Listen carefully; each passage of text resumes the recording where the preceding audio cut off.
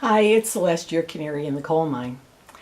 So today I wanted to talk about blood work that I had done 5 months after I finished that 40-day fast that I was on at the tail end of last year. And I wanted to talk about the numbers that showed up.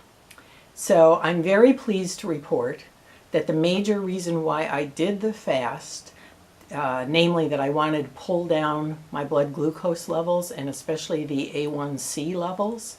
A1C is an indicator of your fasting blood sugar over about a 3-month period. And I had heard that through a webinar that I was watching that you could pull down, diabetics or pre-diabetics could pull down their blood glucose levels and their A1C levels, and they would stay down by fasting, and they would stay down after the fast if you didn't resume eating a lot of sugar in your diet. So it turns out that my blood glucose levels, that little snapshot that they do on the day of the fast, was about the same for this blood work as it had been before I started the fast.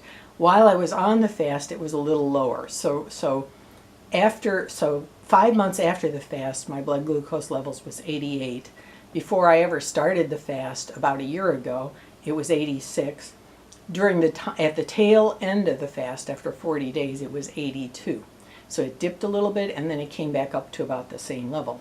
But here's the part that I really loved, was my A1C about a year ago had been 5.7, which is just barely over the line from normal into pre-diabetes. And that's what was worrying me. And now my A1C is 5.3, which is well within the normal range of 4.8 to 5.7. So it did exactly what the fast did, exactly what I expected. It pulled down my numbers, and this is a 3-month average, so I'm like good if I don't start eating a lot of sweets again. And about a year ago, my CRP, which is a measure of cardiac and inflammation and so forth, was 1.35, and now it's 0.94. And so 0 to 1 is low risk, and 1 to 3 is average risk. So I'm right at the borderline of between low risk and average risk, so that's like great.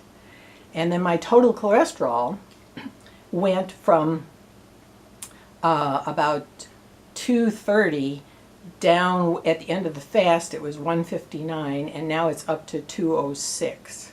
Now 206 is just a nose over the desirable 200 level, but part of it is because my HDL levels are always pretty high, and right now they're at 66, so my LDL levels aren't that bad, and best of all, that ratio that they do where they take your total cholesterol and divide it by your HDL level, for me that's 3.1, which is less than half the risk for cardiac problems than a person who might have a different LDL to HDL ratio.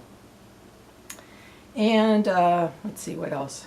Well, my vitamin D levels, when I was doing the fast, they were nice and high from the previous summer. They were like 126, and during the winter, as I was intermittently taking vitamin D but couldn't get out in the sun, they fell to 76.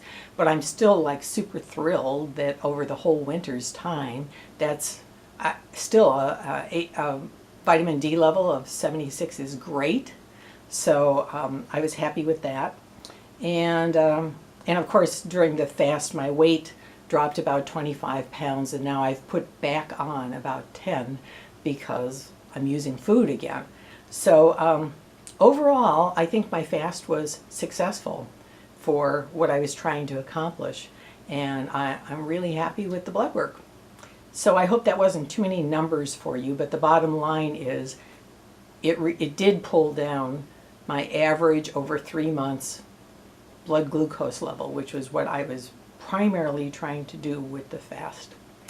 So I hope that information was helpful to you, and as usual, I want you to get well and stay well. Thanks.